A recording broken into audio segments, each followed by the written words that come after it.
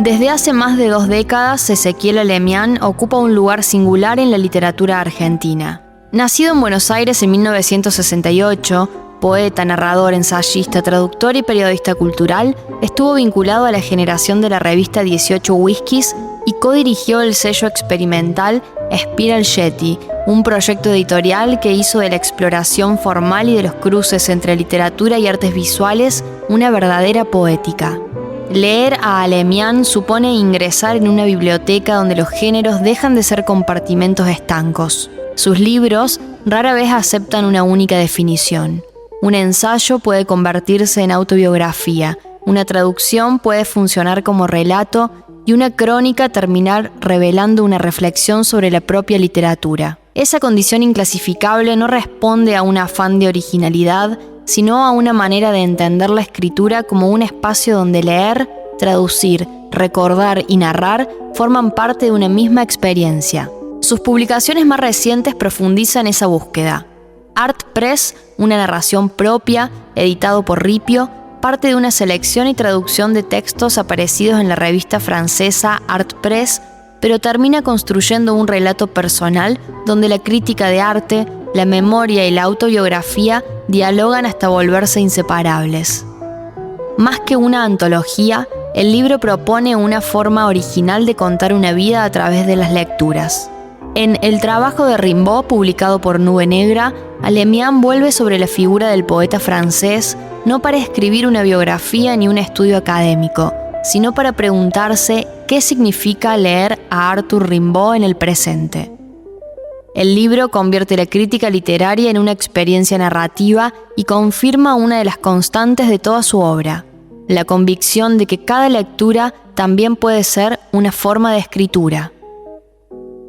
En este episodio de Clásica y Universitaria Libros, el escritor y ensayista Carlos Surgui conversa con Ezequiel Alemián sobre esas formas abiertas de la literatura, sobre el ensayo como aventura intelectual y la persistencia de autores que siguen interrogando el presente desde la potencia de su escritura.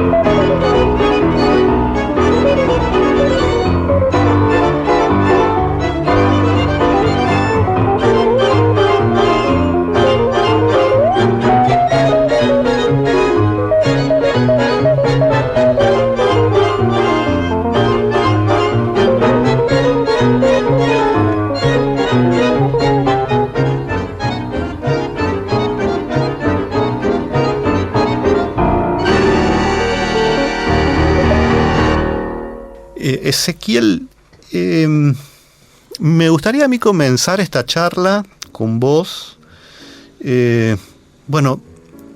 Desde mi percepción, al momento de leerte, para mí sos claramente un escritor extraño. Arrancás en los años 90, alrededor de la revista 18 Whiskies, y me parece que a partir de ese momento vos no parás de migrar por diversas zonas, por decirlo de algún modo, que tienen que ver con géneros que tienen que ver con la poesía, con la prosa, con la argumentación, ¿no? Que por momentos uno podría decir que poco importa esa distinción entre géneros, pero me interesa preguntarte puntualmente, ¿a qué responde en vos ese desplazamiento, ese estar constantemente moviéndote, como migrando, pasando de un registro a otro? ¿Cómo lo ves también eso hoy en día, habiendo publicado ya varios libros, y me parece a mí muy distintos uno de otro? Sí, mira, no tengo una respuesta en el sentido de... No fue como, no es algo buscado de alguna manera, ¿no? O sea, pensado y buscado, digamos, decir, bueno, voy a migrar de una forma a la otra. Simplemente los libros se fueron dando de alguna manera, de esa forma, digamos, en ese orden o en esa... Fueron como inquietudes que me fueron...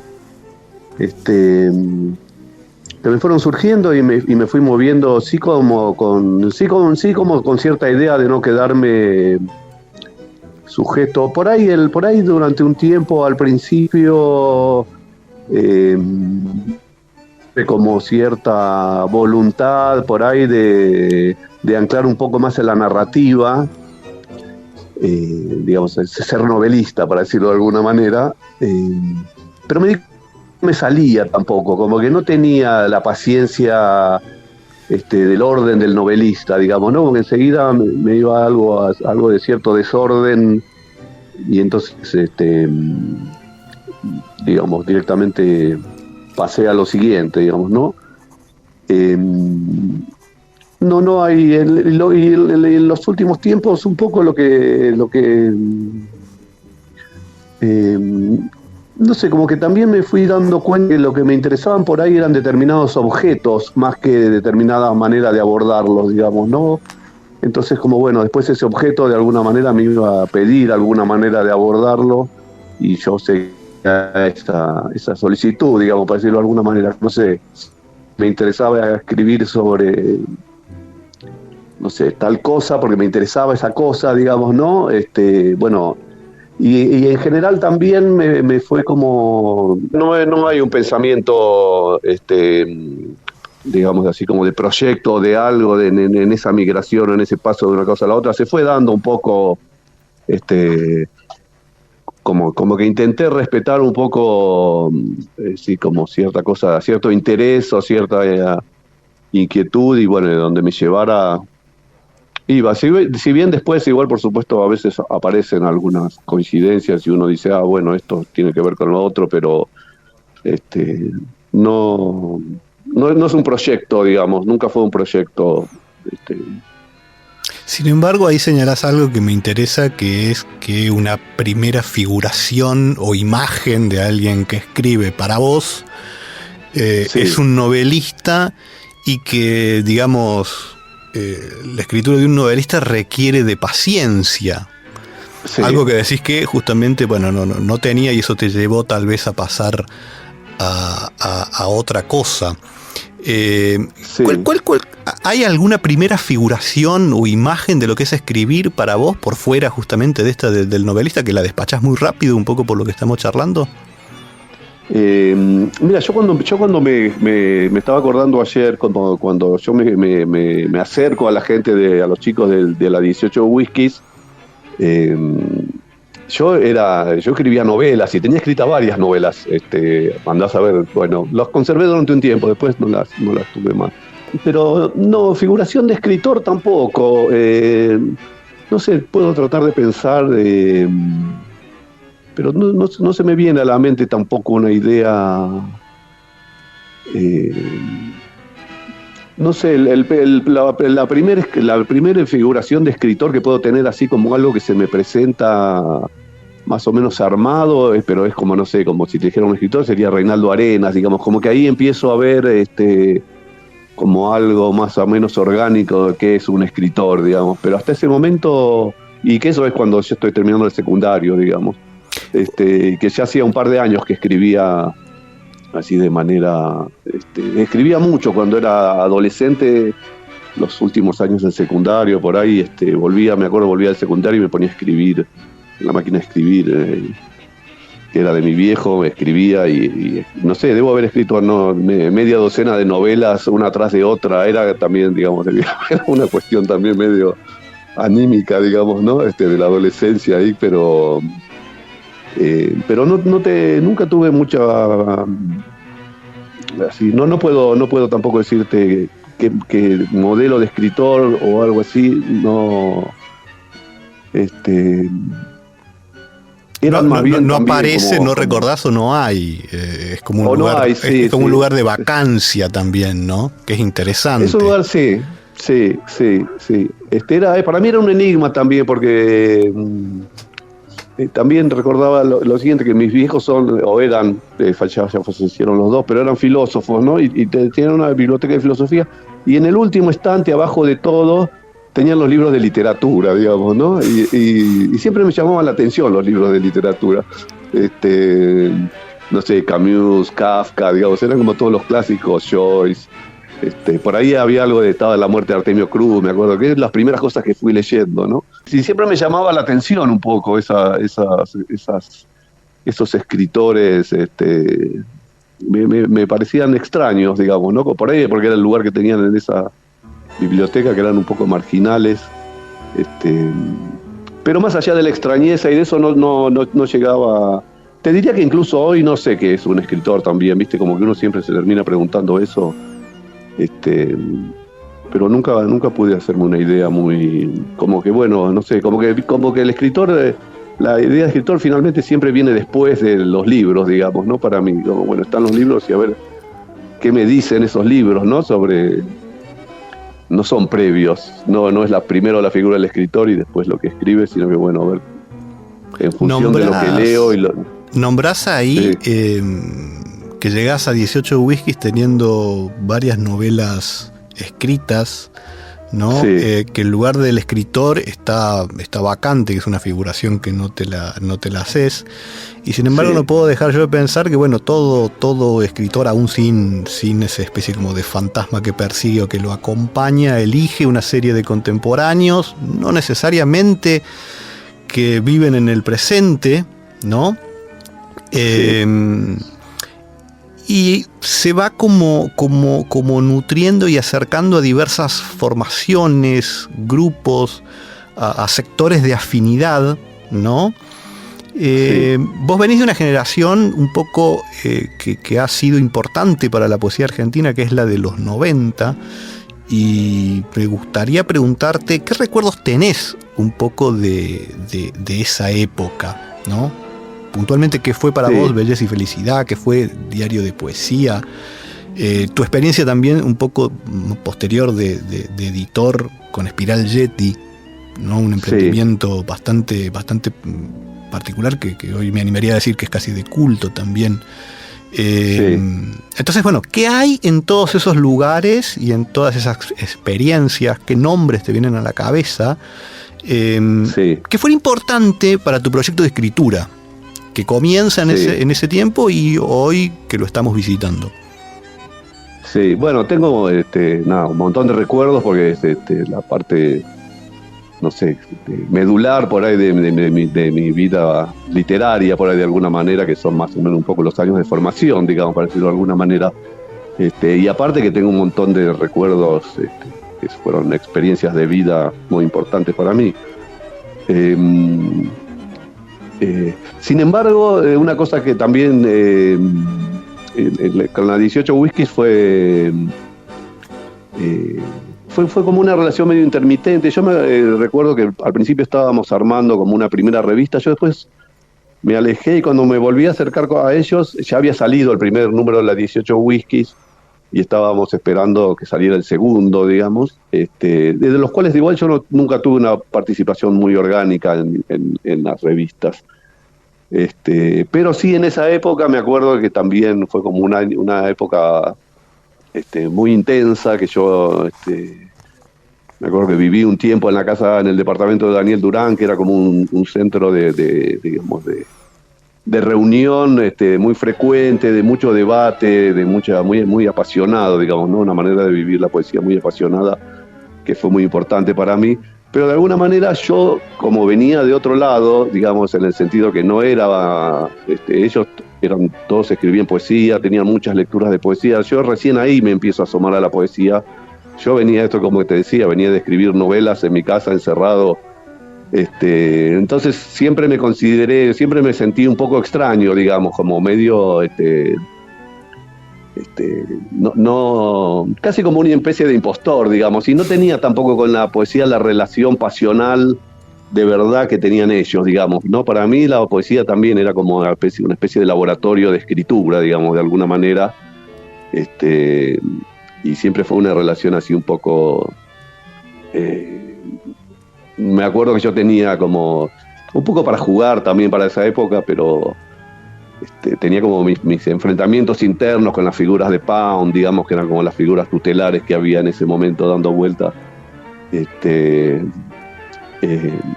Pero bueno, igual fue como mi campo nutricio, digamos, no me acuerdo, no sé, siempre recuerdo que el primer libro así de poesía, de alguna manera que recuerdo como importante, fue un libro, una antología de poesía norteamericana que había editado Fausto de Enrique Revol, de traducción de Enrique Revol, que me recomendó José Villa, y que estaban todos los poetas norteamericanos, desde Whitman hasta, no sé si llegaban a Allen Ginsberg, digamos, ¿no? Y eso fue como una cosa que me abrió completamente la cabeza, como que yo recién empezaba a asomarme a la poesía, y todos ellos tenían ya como un background mucho más grande, digamos. Para eso para mí fue yo era, si bien en edad era más o menos parecido, en cuanto a mi lugar como poeta, era como un poco, y tampoco yo lo asumía realmente, tampoco me acuerdo que hubo un par de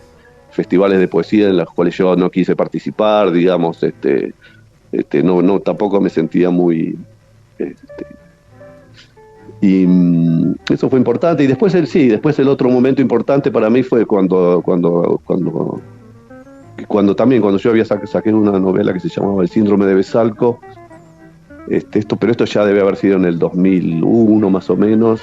Y tenía que presentarlo, y me acuerdo que yo era amigo ya de Gabriela Begerman, y me dice, pero andá, llévalo acá a Belleza y Felicidad, que están mis amigas Cecilia y Fernanda, y presentalo ahí. Y me acuerdo cuando llegué el primer día a Belleza y Felicidad, que me bajé de un taxi y entré a ese local increíble, y eso también fue como otro momento, también como inaugural, digamos, ¿no? Ahí había otra estética completamente que me atrapó, o sea, que me fascinó de inmediato, y bueno, esos fueron los dos momentos un poco... Lo interesante de esos dos momentos que estás reconstruyendo entre recuerdos y bueno, y la reflexividad que impone el paso del tiempo, me parece que es esta figura de ingreso como un impostor o llego como un impostor, y poco a poco te vas transformando en un devoto, ¿no? De esas capillitas, porque eran de algún modo capillitas en un momento de discusión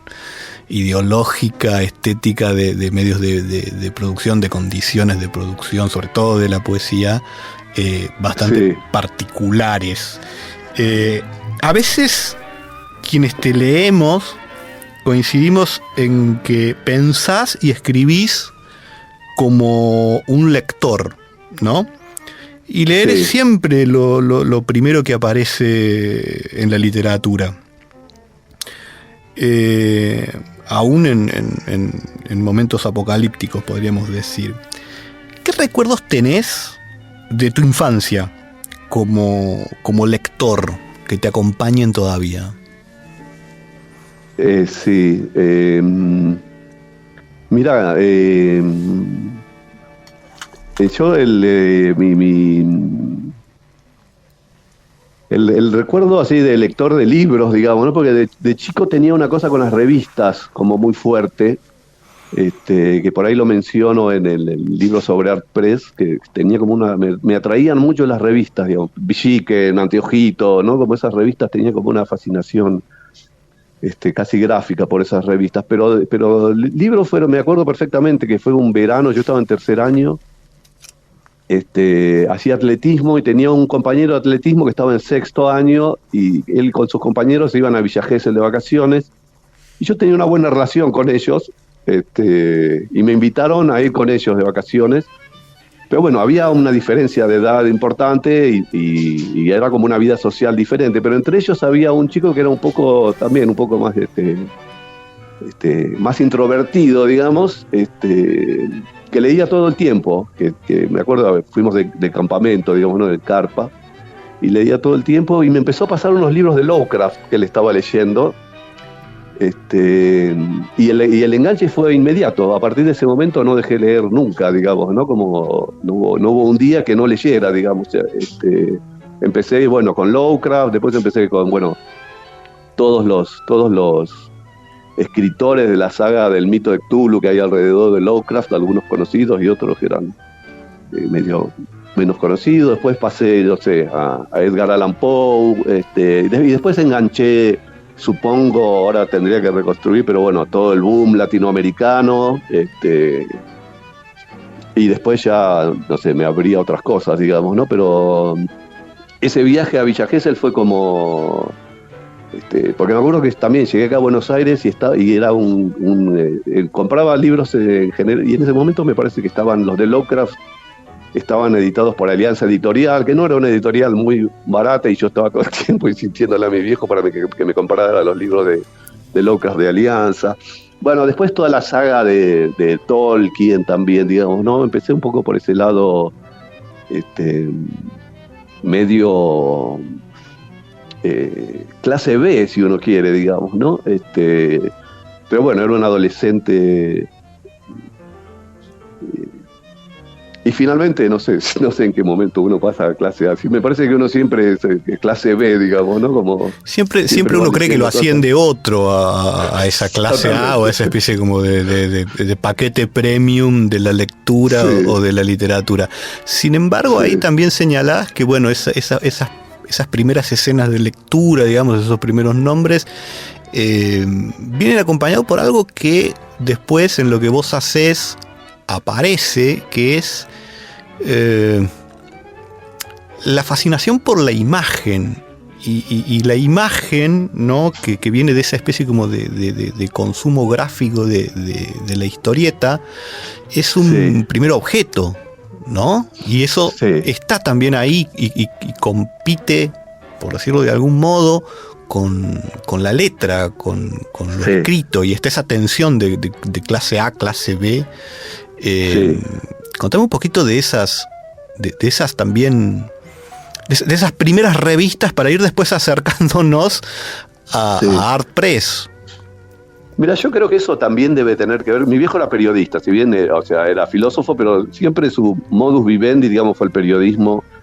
Trabajó prácticamente 30 años en el diario La Nación, en otra época del periodismo también.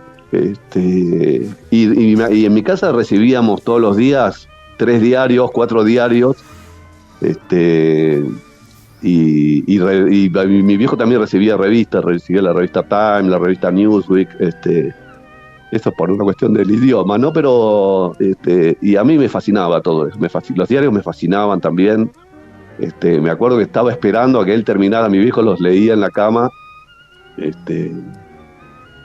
no sé qué días, porque los días normales yo iría al colegio, digamos, pero el recuerdo que tengo es que estaba siempre esperando que mi viejo terminara de leer los diarios para ir a buscarlos y ponerme a leerlos, pero a leerlos no sé qué leería, digamos, ¿no? Como leería, viste, como aparte de eso, los diarios tienen como la lectura está toda jerarquizada gráficamente, digamos, ¿no? Entonces es como que leía ya de una manera,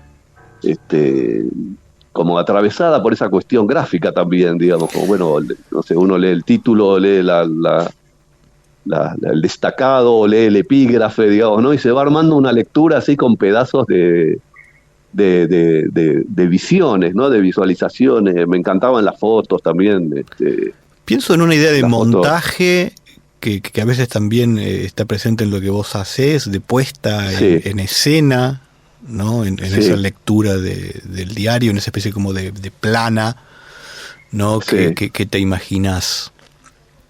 Y mire, también me acuerdo que cuando después yo trabajé muchos años también como periodista, y me acuerdo que hay dos diarios un diario que recibíamos era el Wall Street Journal, y el otro era el Financial Times, unos diarios de finanzas, porque yo trabajaba en periodista, pero que tenían unas fotos con una definición hermosa, eran unas fotos, y eran por ahí fotos de cualquier cosa, digamos, ¿no? Pero eran un tamaño grande, no sé, si el diario tenía 4 columnas, tenía unas fotos a 3 columnas, y me parecía...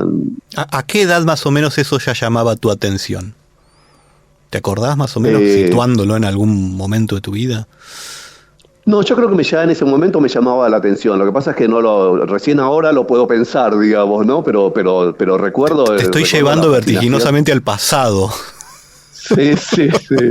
Pero recuerdo eso, de ir al cuarto de mi viejo a ver si había terminado de leer el diario, que lo dejaba tirado al lado de la cama y agarrarlos y llevármelos para leerlos, digamos, ¿no?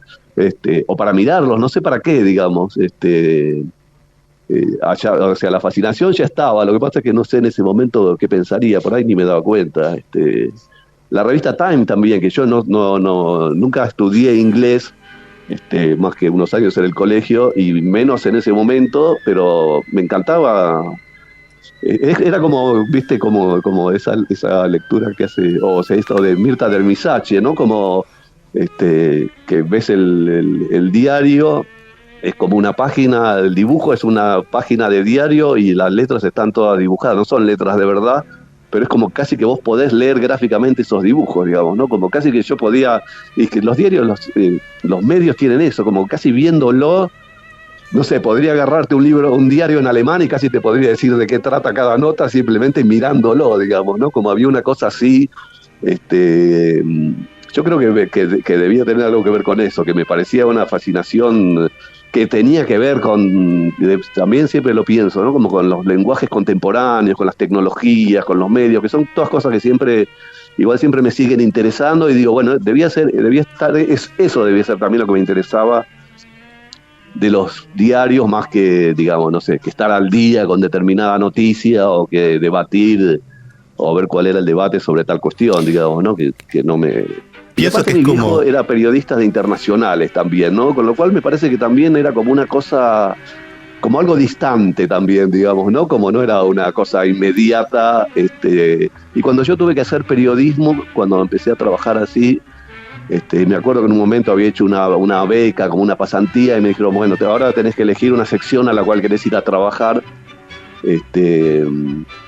Y yo dije, bueno, voy a ir a economía porque es lo más alejado que puedo encontrar de mí mismo, digamos, ¿no? Porque no quiero hacer política, porque no me gusta el lenguaje político, no quiero hacer internacional, o sea, todo me parecía una cuestión de lenguaje, como me parecían lenguajes que estaban como demasiado, eran como más físicos, digamos, ¿no? En cambio la economía me parecía algo como más abstracto, más distante, más operativo, más técnico. Entonces decía, bueno, por ahí acá puedo operar con el lenguaje de una manera que si voy al campo político no voy a poder, porque me voy a hundir en el barro, ¿no? Y ni hablar si me voy a hacer espectáculos o me voy a hacer deportes, que era como una cosa ya tan retorizada que digo, no quiero entrar acá, no me va a servir. Como que había algo con la distancia, que me parece que la cuestión gráfica también ponía algo con la distancia. Casi como si uno pudiese eso, como si uno pudiese ver, ¿no? La lectura más que leerla, digamos, ¿no? Como, claro, bueno, por eso tal vez ver la lectura y ingresar también al sentido de las cosas por la materia que la soporta, por cómo están distribuidas, por cómo por esa idea de alguien, en este caso un lector de diarios y de revistas que es interpelado por la forma que tienen las cosas, que es lo primero que nos llega. Me lleva esto también un poco a pensar, ¿no? Que tus libros parecen de algún modo escribirse alrededor de un despliegue de ideas, ¿no? Puntualmente tratan de algo, ¿no? De un tema determinado. Pero también giran alrededor de un estudio de los materiales que hacen a los libros, es decir, a los temas, de qué están hechos, como si vos pensaras lo que escribís en una especie de taller del entusiasmo por esos materiales. Por ejemplo, traducir las cartas de Rimbaud, ¿no? Sí. Y sale un libro al que titulas El trabajo de Rimbaud, que parte de otro libro, de un proyecto diccionario que hace Bernard Noël, el poeta francés, sobre la Comuna de París.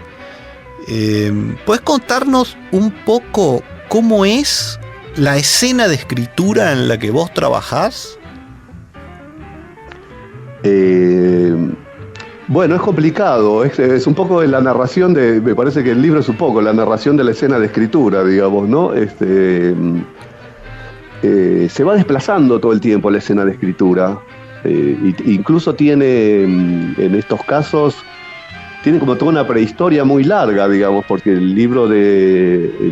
tanto el libro de Noël como las cartas de Rimbaud, el libro de Noël es un libro que tuve conmigo mucho tiempo, que me generaba una fascinación, pero no terminaba de encontrar la forma de abordarlo, y con esto digo de leerlo inmediatamente, ¿no? Porque lo leía y mi desconocimiento de la historia francesa es casi absoluto, entonces como que eso me inhibía un poco la lectura, hasta que de alguna manera me fui soltando y me fui entregando a la lectura y dándome cuenta que había muchas otras cosas que el conocimiento histórico, digamos, ¿no? Y que el libro era en sí mismo también como era una propuesta el libro en sí mismo, ¿no? Como que el libro es el diccionario de Noël es como una especie de debate de qué manera hay de contar la historia, digamos, ¿no? También, desde un punto de vista como también muy de montaje,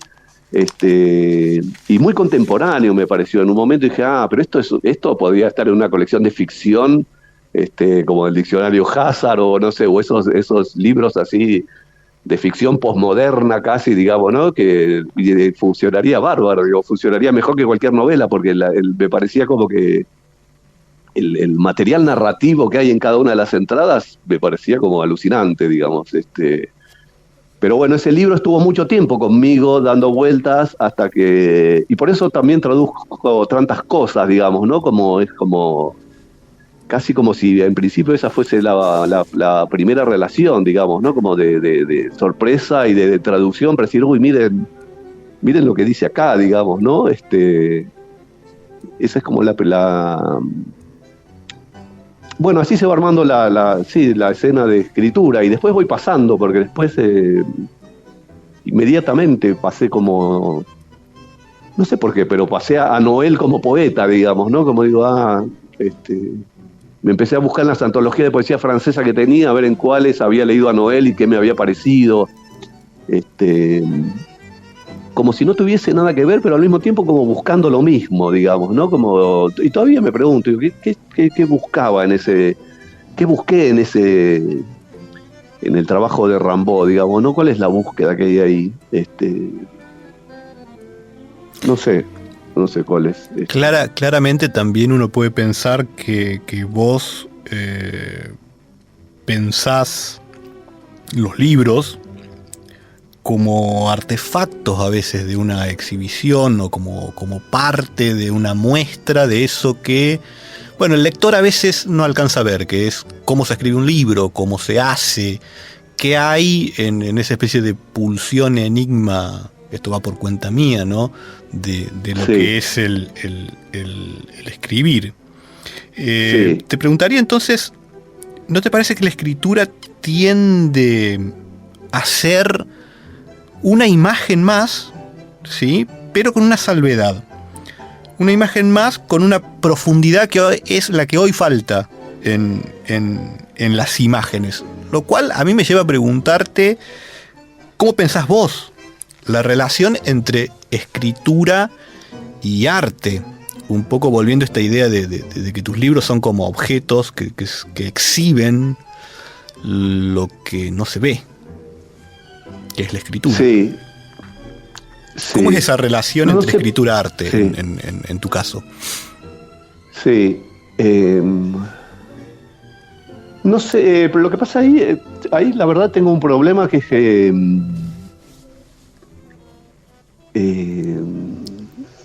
no sé, por ahí por el lado de la escritura podría decir algo. Por el lado del arte me cuesta más poder decir algo porque no puedo.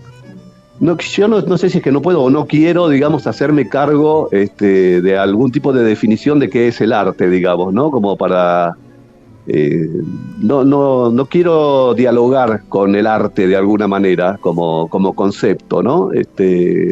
Siempre me acuerdo una anécdota, que cuando trabajaba de periodista, una vez organicé como una charla, que después le pusieron como la nueva crítica, de estos títulos que le ponen, pero me acuerdo uno de los invitados era Damián Celsi, ¿no? Que ahora creo que es el intendente de Hurlingham, un escritor que tiene varias novelas y libros sobre la militancia, ¿no? Que tiene todo un pensamiento sobre la literatura interesante.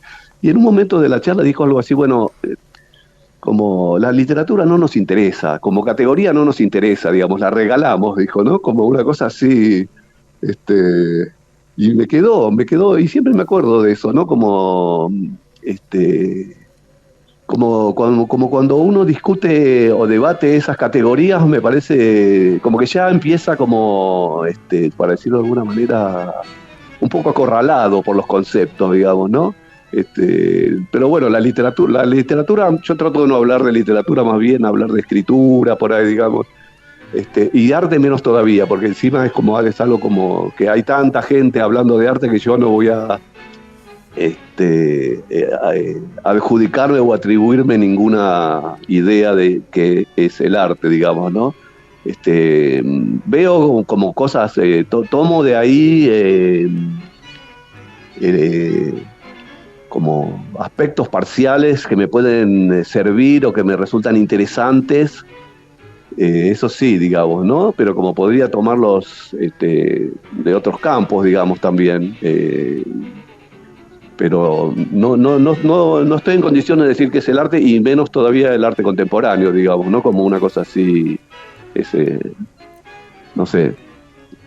Eso podría contestar, digamos, no sé. Yo me vería entonces obligado a preguntarte sobre tu último libro que salió en Ripio, sí, que reúne una antología traducida por vos de ensayos, sí, de la revista francesa Art Press, sí, pero que sin embargo lo pensás como una narración. Por lo cual creo que en algún momento del inicio de ese libro, que es como bueno, justamente una narración que vos haces, aparte en tercera persona la haces, justificás la inclusión como que cada ensayo sería un personaje.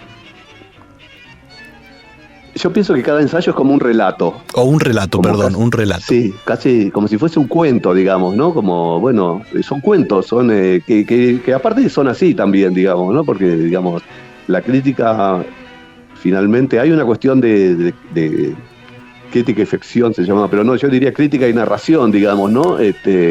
La crítica es una narración también, y no sé, bueno, qué sé yo, no sé, ahora se me cruza el nombre de Borges a la cabeza, digamos, ¿no? Como una cosa así tan paradigmática de esa situación, digamos. Pero sí, y sí, porque tienen una manera de contar algo, ¿no? Y que tienen mucho resto también literario, en el sentido de que ahora sí voy, digamos, ¿no? Como el arte contemporáneo trabaja mucho con narraciones de vida, con vida y obra, digamos, ¿no? Con todos esos debates que no son únicamente ya el objeto puesto ahí en la pared y el debate sobre la discusión sobre el objeto, sino es toda la producción y todo el proceso y toda la relación y toda la circulación de esa obra y de ese artista, digamos, ¿no? Como que hay todo un relato que se construye alrededor de eso, que por ahí en el siglo XIX no estaba y ahora es como omnipresente y es casi lo único, digo, que está tan desmaterializado que finalmente es un relato, digamos, no únicamente que se construye en unos lugares tan diversos o también medio difíciles, casi que, no sé, la crítica forma parte de la obra también en un punto, digamos, ¿no? En la construcción del relato de la crítica sobre sobre el relato de la obra, digamos, ¿no? Y de alguna manera la decisión mía de recortarlos y de ponerlos también es como una nueva narración, digamos, ¿no? Una nueva mirada narrativa sobre un proceso narrativo, digamos, ¿no? Es así como una sucesión de que me parece que es como funcionan los relatos hoy también, para decirlo de alguna manera, para que no quede tan abstracto, digamos, ¿no? Como porque construimos los relatos en los que vivimos y nos construyen también de una manera así tan no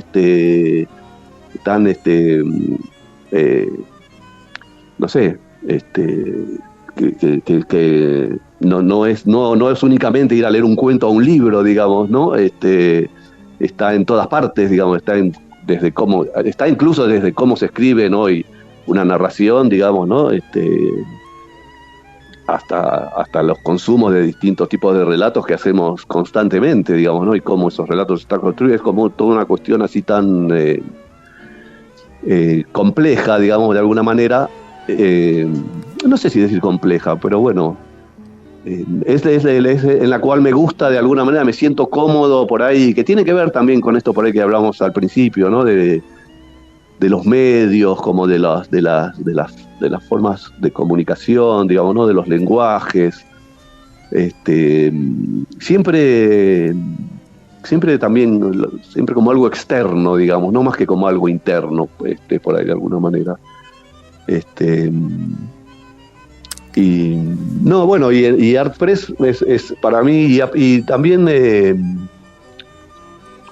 yo no dejo de pensarlo también como una especie de, también cuando leía ArtPress, me parece que era más o menos cuando leía a todos unos escritores que para mí fueron muy importantes, que fueron todos los considerados posmodernos norteamericanos, digamos, ¿no? Qué sé yo, bueno, Pynchon, John Bart, Cooper, Hawkes, todos escritores, así todos derivados de Nabokov, por ahí si uno quiere, o de Nabokov y Borges y Beckett, que sería como esa gran trilogía, que hacen unas cuestiones con el relato que me parecieron, siempre me resultaron muy fascinantes,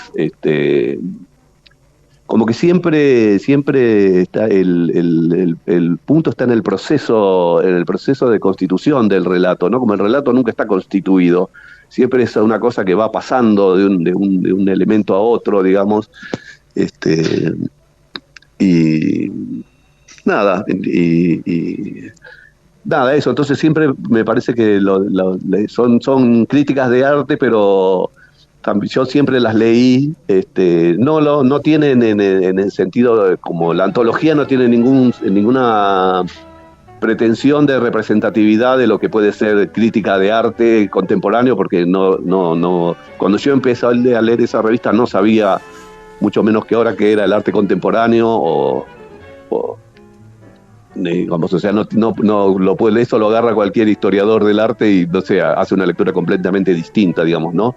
Está puesto, como me parece a mí, como en otra serie. Es como un aprendizaje narrativo, digamos, ¿no? Claro, ese es el criterio de selección, me parece, ¿no? Sí, ese es el criterio. El poder seguir contando, y que el contar no necesariamente sea una historia, algo que nos ha sido como impuesto. Sin embargo, te escucho en lo que venimos charlando y bueno, yo te leo y a la luz de esto que vengo escuchando, no puedo dejar de pensar en César Aira.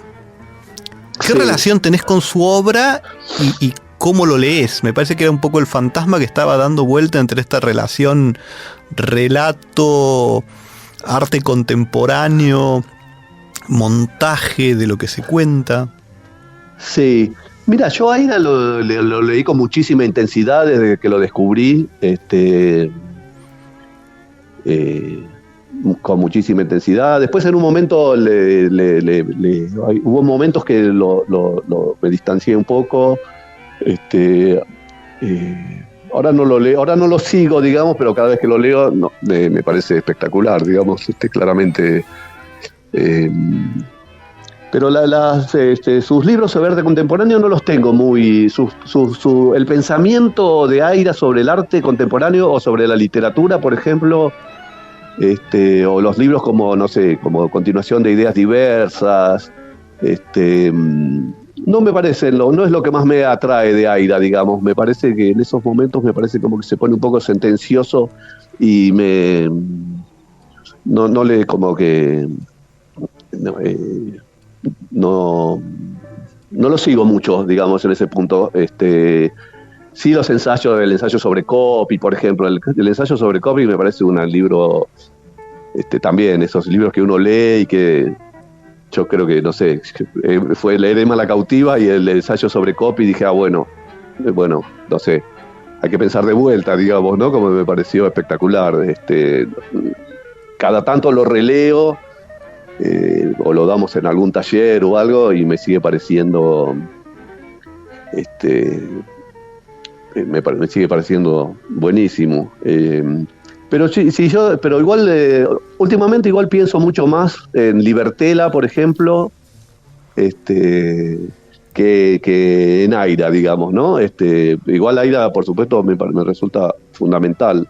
Pero cuando trato de pensar ahora, me voy más hacia Libertela, digamos, como me resulta... Libertela y ¿sabes quién? Y Kosarinsky es otro escritor que me resulta...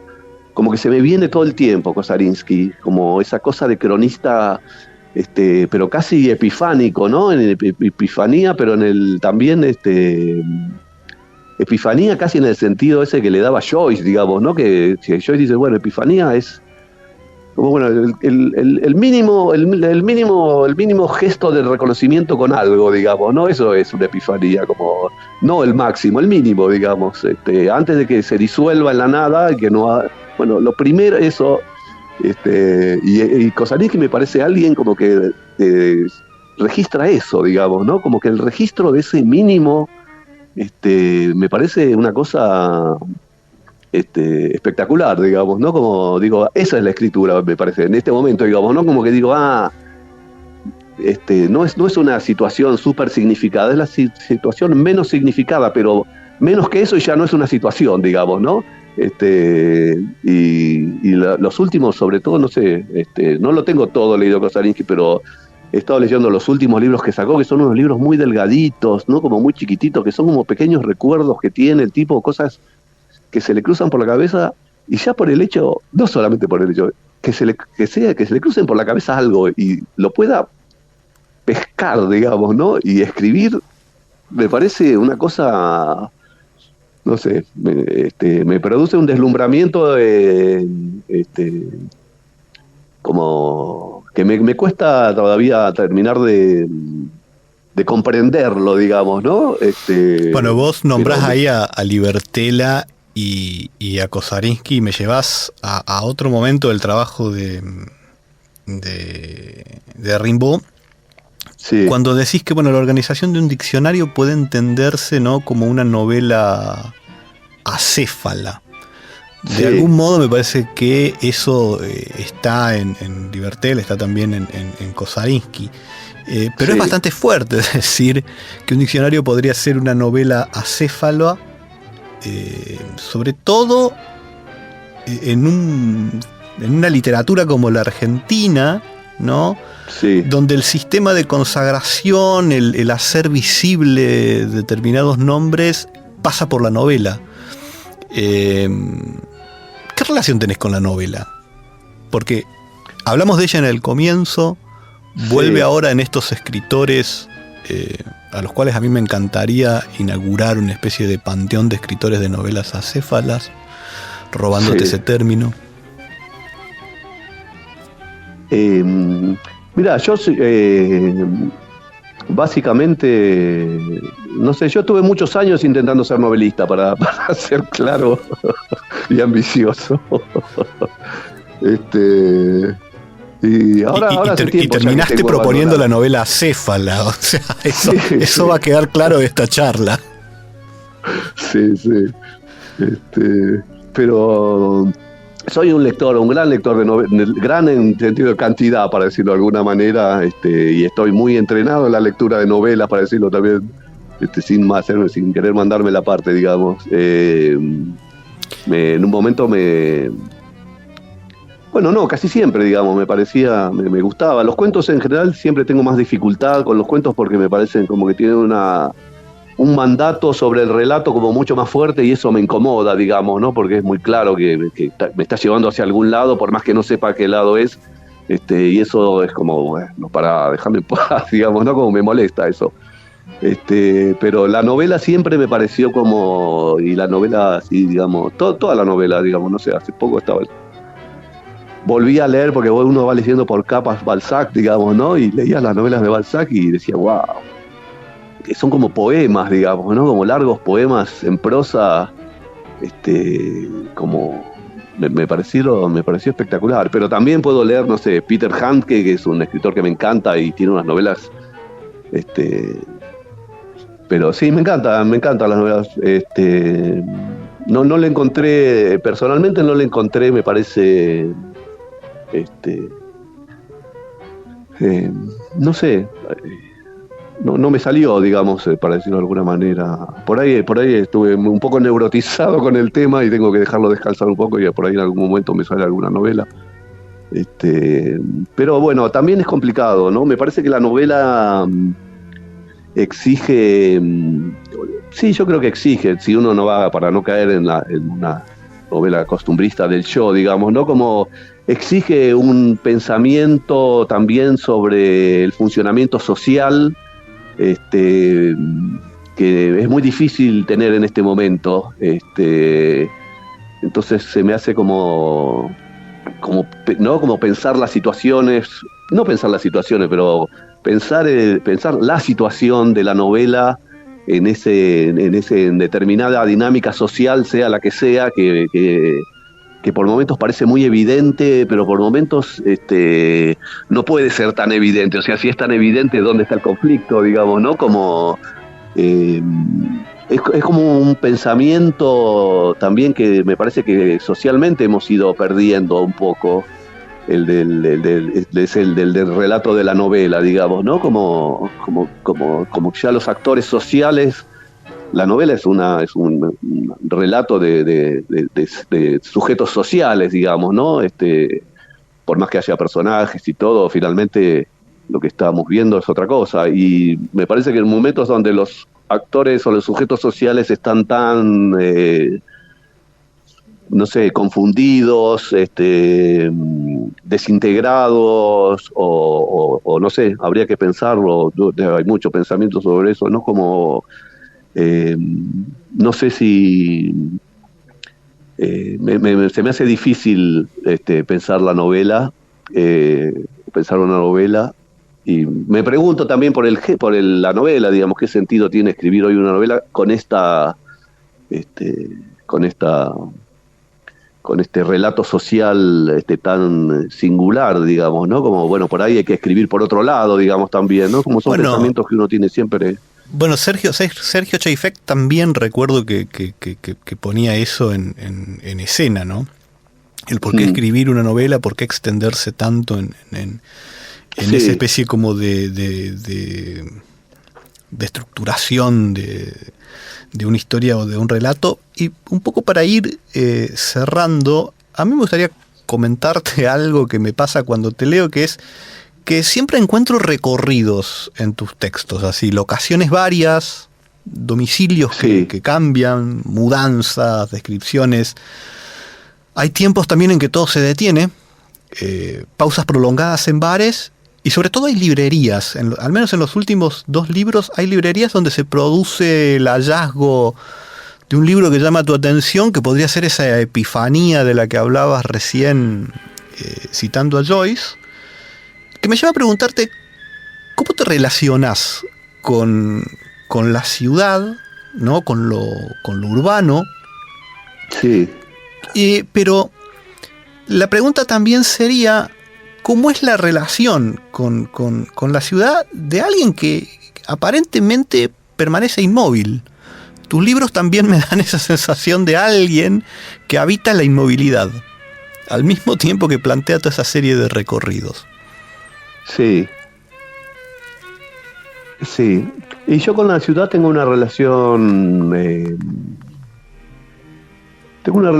complicada, me parece. Tengo un libro de caminatas, uno que se llama El Regreso, que son todas caminatas, por la zona de Constitución y después con el tren Roca hasta Ezeiza. Y ahora estoy escribiendo algo también, pero como con otra sintonía. No sé, porque no siempre me llevo bien con la ciudad. A veces me enoja la ciudad, a veces me gusta, a veces me enoja. Me cuesta. Ahora estoy escribiendo algo un texto en el cual me doy cuenta que estoy enojado con la ciudad, pero dije, bueno, si estoy enojado, bueno, estoy enojado. No sé por qué siempre hay que escribir una loa a la ciudad, digamos, ¿no? Pero sí me interesa,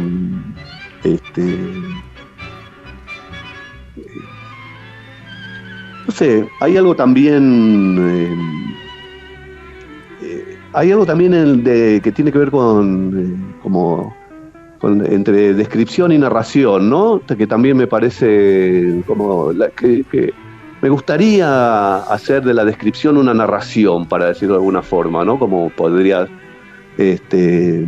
como si una descripción pudiese ser suficiente narración, digamos, ¿no? Y me parece que la ciudad tiene algo, narrar la ciudad, describir la ciudad, debería tener algo también en ese sentido, también como de crónica, ¿no? Como ahora vi que salieron unas crónicas berlinesas de Joseph Roth, digamos, ¿no? Como eso me gusta, digamos, ¿no? También como mirar, como ver en la ciudad, digamos, ¿no? Como leer la ciudad de alguna forma, pero no leerla así en el sentido. Yo durante un tiempo leí bastantes libros así vinculados con la ciudad desde el punto de vista de la ficción, ¿no? Desde el punto de vista, no sé, del land art o Pereco, bueno, o no sé, Luis Aragón, un montón de cosas leí. La verdad que en un momento me metí un poco y una vez me pasó una cosa, ahora entiendo. Una vez me pasó una cosa que leí un librito que había salido, no sé, que era un texto de Juan Villoro y de Alan Pauls. Había dos textos, creo que eran sobre Berlín, digamos, o sobre, no me acuerdo sobre qué ciudad, ¿no? Pero me acuerdo específicamente la de Villoro, que lo leí. Y era perfecto, era una descripción de una ciudad, no sé, por ahí era México, digo, no me acuerdo qué ciudad era, ¿viste? Pero era una inteligencia brillante, escribiéndome la ciudad de una manera espectacular. Y dije, no, esto es lo que no hay que hacer, digamos, ¿no? Esto es lo que no, la ciudad es todo lo contrario, digamos, ¿no? Me pareció como, no sé, como un elemento para desculturizar o para desintelectualizar, digamos, ¿no? La escritura de alguna manera, para volverla de alguna manera como más primaria, más básica, digamos, ¿no? Más de impresiones elementales, así, de primera mano, materiales, digamos, ¿no? Como limpiar, digamos, como sacarse de encima toda la lectura histórica de, bueno, en esta plaza tal cosa, digamos, ¿no? Como, o hacer no sé, eso, como una lectura histórica del desarrollo de la ciudad, del desarrollo que son lecturas muy interesantes también y que las hago, no quiero hacer pero me pareció como que mi gesto tenía que ser no ir en ese sentido, sino en el otro, digamos, ¿no? Como, bueno, que también está muy recorrido, pero el hecho de perderse, digamos, ¿no? Como, y también de perderse y también de perder el pensamiento por ahí de alguna manera y de perder perder también no sé, perder el yo, digamos, tal vez, ¿no? De alguna manera, como perder la razón, como algo de ese orden. En ese sentido de los extravíos que propone la ciudad, vos estás en Buenos Aires, yo estoy acá en Córdoba, hemos estado hablando un poco más de una hora. Y la última pregunta sí, que te quería hacer es,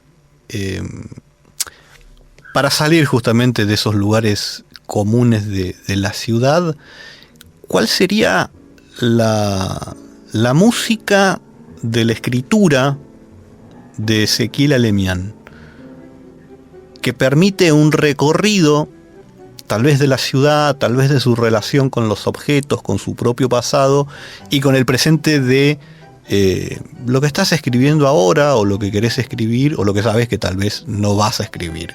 ¿Cuál sería esa música que acompañara ese recorrido? Mirá, yo escribo siempre escuchando música, y siempre que estoy en mi casa estoy escuchando música, aunque no esté escribiendo. Pero ahora estoy escuchando Piazzolla, estoy escuchando el octeto Buenos Aires, que tiene la guitarra eléctrica, ¿no? Como creo que es un disco del 50 y pico, que me hace pensar mucho, porque una vez leí que esa agrupación de Piazzolla la comparaban con el momento en que David Viñas publica Dar la cara, ¿no? Que es una novela de David Viñas como llamativamente muy liviana y muy fácil de leer, digamos, a pesar de que es muy, muy larga, digamos. Es casi como La ciudad y los perros, digamos, ¿no? De una amabilidad de lectura espectacular, y que registra toda una serie de cambios en la ciudad de Buenos Aires, y fantaseo con eso, porque escucho esa música y trato de imaginar, esta música de qué ciudad, digamos, ¿no? Como remontándome en el tiempo, y digo, claro, todavía está el bandoneón, pero está la guitarra eléctrica, tiene como unos matices, no sé, que como imaginación musical me despiertan muchas cosas. Es como leer algo, es como visitar una ciudad del pasado, digamos, ¿no? También una Buenos Aires del pasado, hermosa, porque es una música espectacular, y aparte tiene esa cosa de que siempre se está escapando en las interpretaciones de Piazzolla, como que no cierran, como que uno espera que venga, no sé, el subrayado emotivo del tango, y no sé, hace unos arreglos de tal manera que se va corriendo a otra cosa, y uno siempre está como medio mal parado en el tema, pero tiene un sonido también, ¿no? Una tecnología del sonido, y esa combinación de la guitarra eléctrica y el bandoneón, que me parece es un viaje en el tiempo, digamos, ¿no? Ahora estos días estuve escuchando bastante eso. Sí, esa es la música del presente. Gran elección, Ezequiel. Creo que es un disco del 56, es un disco que rompe muchísimo y que proyecta a Piazzolla hacia adelante. Comparto plenamente. Recuerdo a Mauvecino en el bajo y a Leopoldo Federico como segundo bandoneón. Pero a riesgo de no tenerlo muy fresco, no sigo tirando nombres. Te agradezco muchísimo. No, gracias a vos, terminamos acá, y bueno, muchas gracias. Bueno, muy amable, muchas gracias a vos. Dale. Un gran abrazo, Ezequiel. Suerte. Chao, Carlos, otro abrazo. Dale.